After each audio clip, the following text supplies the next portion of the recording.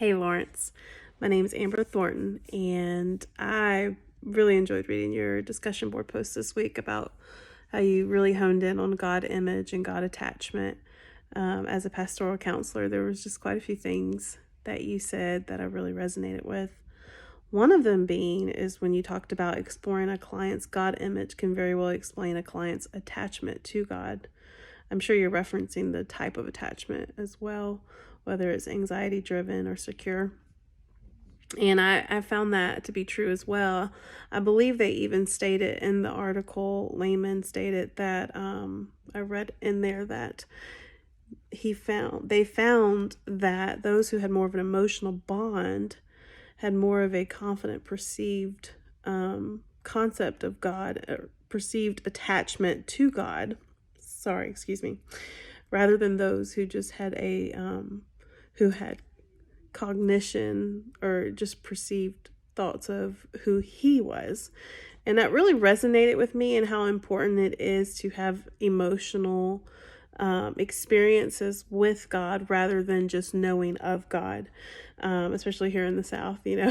There's a lot of us who go to church and we know him, but which really I think kind of plays in some of the religiosity. Does church attendance really equal secure attachment to God? Not always, right?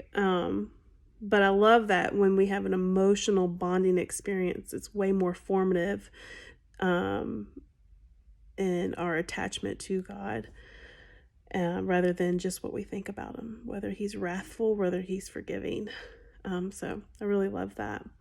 And you mentioned at the end that being able to still challenge the client, you find it's a balancing act as to how this information is used when it comes to the belief system. And I feel like that's probably the number one thing I go after in the counseling room as a pastoral counselor is who do we believe God to be? What is our paradigm of him? Because it really affects how we view ourselves. And so we have our filters and our perceptions of God, but do they align with truth? And so I love that you said when using their belief system, it's important to use their belief system not as a crutch, but rather as a springboard with the therapeutic process. Because I think sometimes we can lean into so much, well, I know who God is, but are you really believing truth on what the word says? And what has your what has your relationship actually looked like with him to develop that secure God attachment?